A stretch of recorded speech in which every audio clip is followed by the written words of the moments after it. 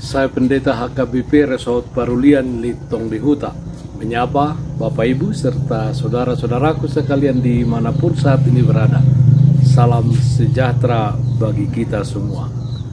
Sebelum kita mendengar dan merenungkan firman Tuhan, marilah kita berdoa. Ya Tuhan yang bertahta di surga, hati dan pikiran telah kami buka untuk disapa firman-Mu. Berfirmanlah ya Tuhan. Amin. Firman Tuhan yang menjadi sumber kekuatan dan sukacita bagi kita di dalam melaksanakan aktivitas kita satu hari ini. Rabu 20 November 2024 tertulis dalam kitab Maleakhi pasal 2 ayat 7. Demikian firman Tuhan. Sebab bibir seorang imam memelihara pengetahuan dan orang mencari pengajaran dari mulutnya. Sebab dialah utusan Tuhan semesta alam. Hiduplah sesuai kriteria Tuhan. Saudaraku yang terkasih dalam Kristus Yesus, kata Maleakhi berarti utusanku. Tuhan memberi nama itu untuk Maleakhi bukan tanpa maksud dan tujuan, tetapi dari awal ada rencananya yang indah, yaitu supaya ia menjadi hamba Tuhan yang menyampaikan kebenaran firman-Nya. Tuhan berkata, "Lihat, aku menyuruh utusanku supaya ia mempersiapkan jalan di hadapanku." Maleakhi pasal 3 ayat 1a. Untuk menjadi utusan Tuhan atau orang yang dipercaya olehnya, kita pun harus memenuhi kriteria yang dikehendakinya. Seperti kata Rasul Paulus dalam 1 Korintus pasal 4 ayat 1.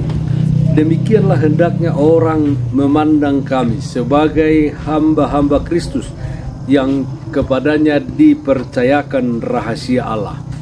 Rasul Paulus merasa sangat tersanjung karena telah dipilih dan dipercaya untuk menyatakan rahasia Allah.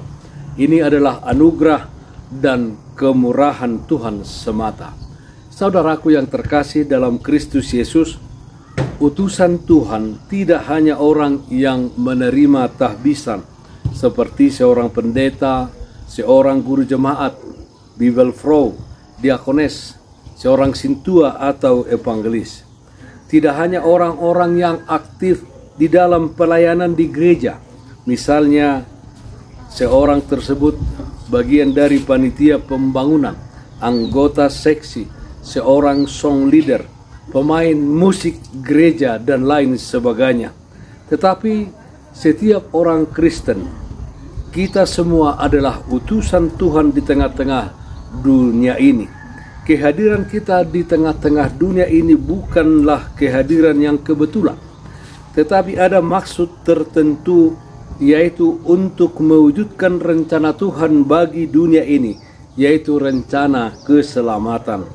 Yohanes pasal 3 ayat 16 mengatakan, "Karena begitu besar kasih Allah akan dunia ini, sehingga ia telah mengaruniakan anaknya yang tunggal, supaya setiap orang yang percaya kepadanya tidak binasa, melainkan beroleh hidup yang kekal." Saudaraku yang terkasih dalam Kristus Yesus, kita adalah imamat Allah yang kudus. Mari kita bertanya kepada diri kita sendiri, apakah kita telah mencemari namanya dengan penyembahan yang sembrono?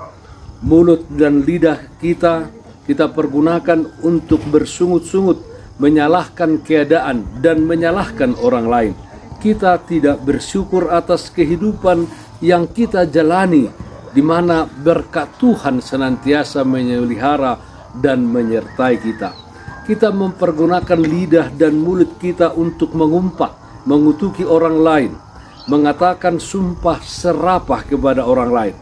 Jika demikian halnya, bertobatlah. Kembalikan kegunaan lidah dan mulut kita untuk kebaikan dan kebenaran seperti yang dikehendaki Tuhan, untuk kemuliaan Tuhan, di mana kita mengatakan hal-hal yang menguatkan, hal-hal yang menghibur orang lain. memberitakan kebaikan-kebaikan Tuhan di dalam kehidupan ini, terkhusus anugerah keselamatan yang telah diberikannya kepada kita di dalam anaknya Tuhan Yesus Kristus yang mati dan bangkit dari antara orang mati. Keselamatan adalah berkat Tuhan yang luar biasa, namun berkat itu datang kepada kita dengan tanggung jawab.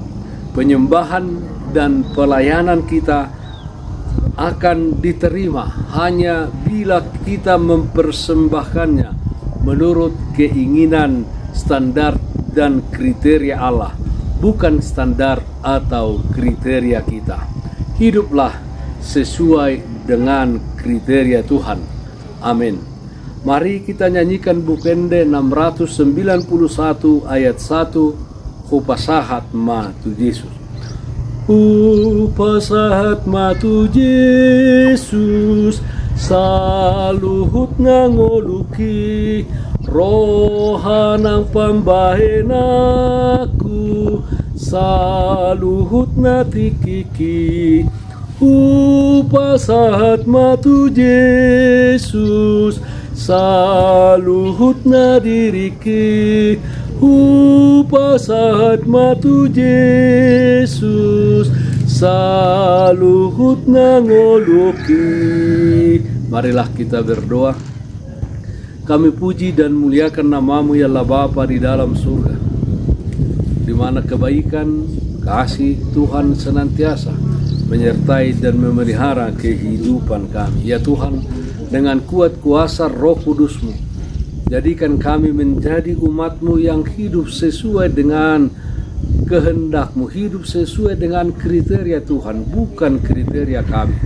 Ya Tuhan, pakailah kehidupan kami menjadi alat kemuliaan di tangan Tuhan di tengah-tengah dunia ini. Yang sakit dimanapun saat ini berada, Tuhan berikan kesembuhan. Yang berduka, Tuhan berikan penghiburan. Di dalam satu hari ini kami serahkan hidup kami hanya ke dalam tangan pengasihan-Mu. Tuhan hadir dan memberikan sukacita bagi kami. Dalam nama anak-Mu Tuhan Yesus Kristus kami berdoa, terpujilah nama-Mu. Amin. Kasih karunia Tuhan kita Yesus Kristus, kasih setia dari Allah Bapa, serta persekutuan Roh Kudus, itulah yang menyertai-Mu hari ini kekal sampai selama-lamanya. Amin. Bapak Ibu, saudara-saudaraku yang terkasih, taatlah akan protokol kesehatan. Jagalah kesehatan jasmanimu, terlebih kesehatan rohanimu. Bersihkan hatimu, cintai dan kasihilah sesamamu. Tetaplah berdoa kepada Tuhan sumber berkat dan anugerah di dalam kehidupanmu. Salam kasih dari Tuhan Yesus Kristus untuk saudaraku semua. Salam sehat, tetap semangat. Tuhan Yesus memberkati. Shalom.